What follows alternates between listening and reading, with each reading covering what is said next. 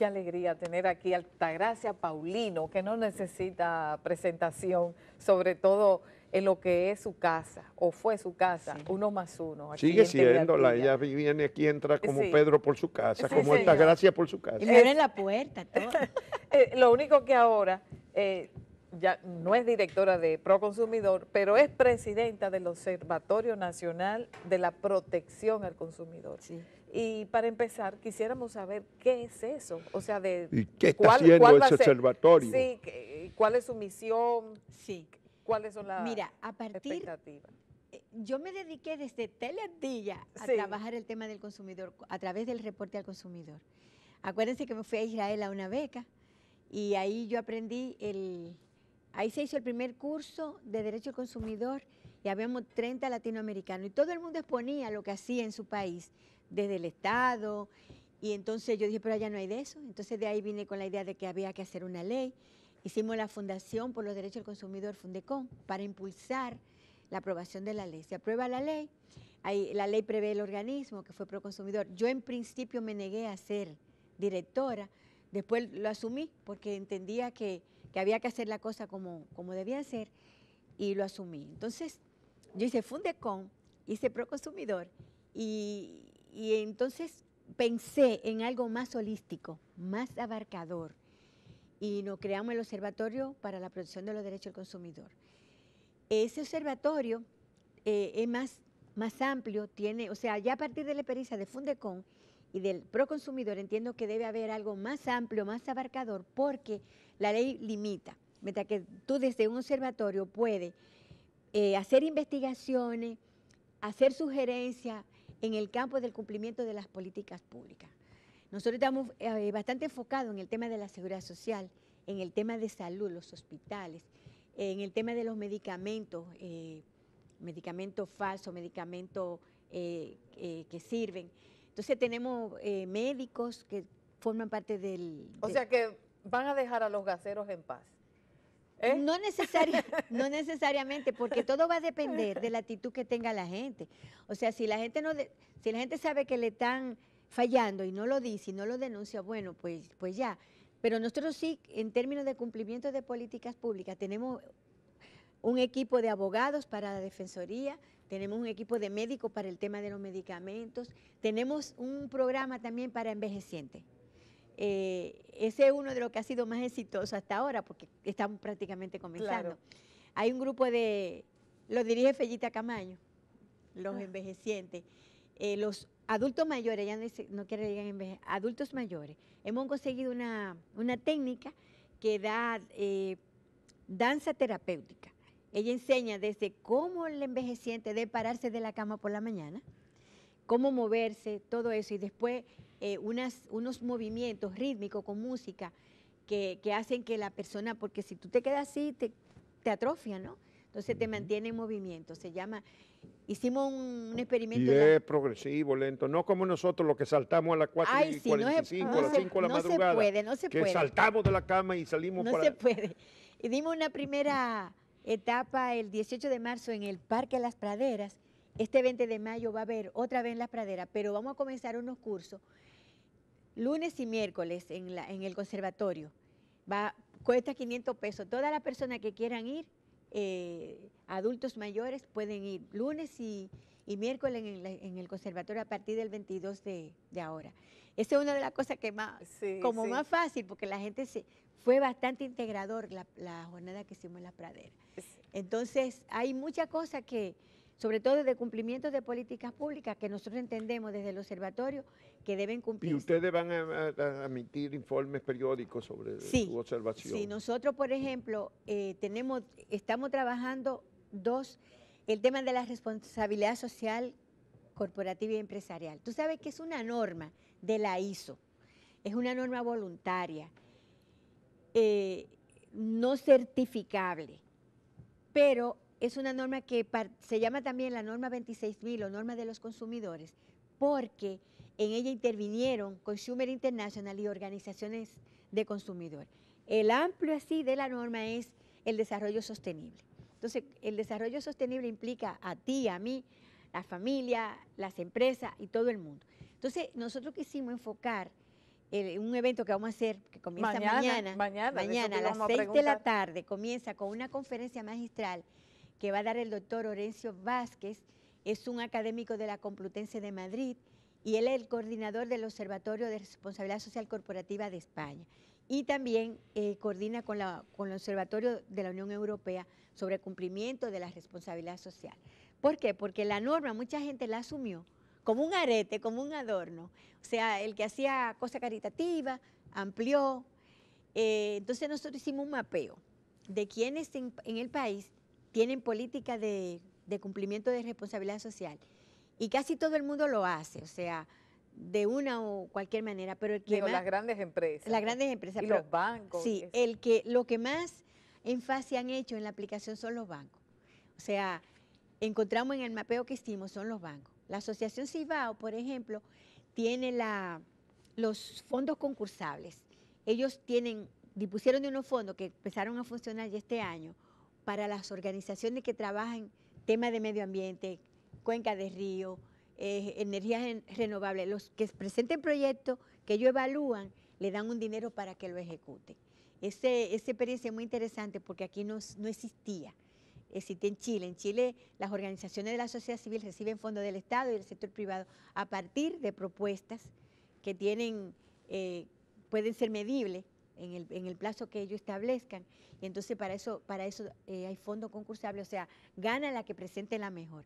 Y eso es muy democrático, o sea, claro. Yo entiendo que está muy bien, ellos la hacen. En el VHD, Josefina Navarro hace lo de la mujer, sí. Que es una iniciativa muy buena. El Banco Popular tiene una carpeta grandísima de eso. No, los bancos sí, y la Asociación Popular de Ahorros y Préstamos. Inclusive financia una maestría en la Pucamaima. La APA, la Asociación de Ahorros y Préstamos, tiene el APAC inclusivo, que es, ellos están derribando todas las barreras para que los discapacitados puedan tener acceso al banco. ¿Y ustedes van a hacer le van a dar un crédito para, como ejemplo, a esas empresas que están haciendo? Bueno, por lo menos nosotros en el evento de hoy vamos a agradecérselo a todo lo que mencioné porque nos están ayudando a traer a Orencio, a pagar los gastos que implica ese evento, y entonces vamos a seguir observándolo porque realmente podemos siempre ser mejores. Hay en el sector cosas que deben ser mejoradas para que sea completo lo que hacen. Entonces, sí. Le vamos también a señalar a ellos las cosas así como hemos visto lo bueno, lo malo que puede haber. Y una de las cosas es que debe haber un sistema de información para los primeros ahorrantes. Bueno, te estamos echando de menos en el asunto de la leche al granel y eso. Sí, porque hay toda una discusión con eso. Sí. ¿Qué pasa? Nosotros fijamos posición, el Ompeco, sobre eso al principio cuando comenzó en el año. Cuando yo estaba en Proconsumidor se emitió una resolución prohibiendo la venta de leche a granel. Sí, yo recuerdo. Porque nosotros encontramos a una envasadora de leche que lo denunció la gente porque alrededor había tantos ratones que la gente nos llamó. Ahí está pasando algo. Y cuando nosotros fuimos en un segundo nivel, había una pila de leche y había ese de ratas en los alrededores. ¿Y cuándo fue eso? Eso hay que cerrarlo. Más o menos, ¿en qué año sería eso? Eso sería en el 11. 2011. Y vamos por el 17. Sí. O sea que 6 años después seguimos en la misma. Ustedes prohibieron y sigue vendiéndose la leche 6 años después. Una resolución, se cerró esa empresa, era uno venezolano que la tenía. Pero recientemente hubo una importación grande de leche en polvo todavía al granel. Mira, la leche es un alimento muy delicado, muy delicado. Nosotros, porque a mí me acusaron de que yo me oponía a la importación de leche. Yo no me opongo a la importación de leche, me opongo a que sea vendida a granel. En el 13 una señora fue a Proconsumidor, estando yo ahí llorando, a la 1 de la tarde. Ella es una mini empresaria, micro, hacía dulce. Ella dice, yo tomé 2,000 pesos prestados para comprar leche para hacer el dulce. Y cuando ella la echa, era un almidón. No era leche, le habían echado más harina. Esa mujer fue llorando y dice, ¿y ahora cómo yo me hago? Y nosotros fuimos y decomisamos la leche. Pero debe ser una política del gobierno prohibir la importación de la leche para que se venda a granel. Bueno. Ellos podrían traerla etiquetada y envasada de por allá, pero aquí no hay condiciones para que en un colmado de por ahí estén vendiendo leche por libra. Sí, Pero entonces, eso es bueno, la inacción del Estado como la exportación de metales que no generamos de aquí y siguen exportando metales robados. Pero bueno, Altagracia, recientemente hubo otro caso, el arroz que decía ay, que tenía sí, plástico. sí, que Al tenía- final se dijo que no era plástico, sino almidón que le echaban al arroz. Pero ¿por qué es posible que en un producto elemental como el arroz, a esta altura del juego, se adultere en el país todavía el arroz? Sí, eso está muy mal. Aquí inclusive se produce muy buen arroz. El consumidor dominicano ha impuesto el arroz bueno, o sea, el arroz entero, qué sé yo cuánto, cero puntilla y esa Sí, cosa. pero De todas Altagracia, maneras, pero- aquí se importa arroz, a pesar de que nosotros producimos arroz suficiente para comer en este país. Pero independientemente que tengamos o no tengamos suficiente, pero ¿dónde están los controles que se supone deben estar en aduana? Sí. ¿Dónde están? Mira, para No. las importaciones de la leche, yo siempre lo digo que aduana que tiene que intervenir. Y aduana tiene un laboratorio que le costó mucho dinero al Estado. Mucho dinero. Un laboratorio que detecta todo lo que sea falso. O sea que los países tienen su medida de salvaguarda. O sea, independientemente del libre comercio, hay medidas que si está en riesgo la salud y la seguridad del ciudadano, el Estado tiene que tenerla. De hecho, hay veda de muchos productos que van de aquí, porque tienen de que mosquita blanca, que toca el otro. O sea, ¿por qué nosotros no podemos regular lo que ingresa aquí? Precisamente la ley del consumidor establece reglas para la internación de productos, un reglamento para la internación de productos, que yo traté de hacerlo, pero fue casi imposible, porque para hacer ese reglamento tienen varias instituciones que tener la voluntad suficiente para hacerlo.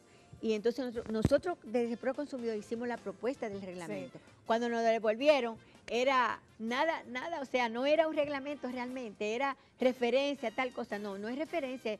Hay una serie de organismos aquí que pueden, yo propongo que haya un código del consumidor de verdad, porque hay muchos organismos, sobre todo entes reguladores, que tienen leyes especiales de protección a los consumidores, pero actúan Independientemente. no solamente independientes, Sí. o sea, son captados, Sí. capturados por el regulado, no Sí. regulan nada. Y seguimos huérfanos en cuestiones de pesos y medidas. Sí. Por ejemplo, ¿qué garantía tenemos los consumidores cuando vamos a un supermercado, cuando nos pesan el queso o nos pesan el jamón?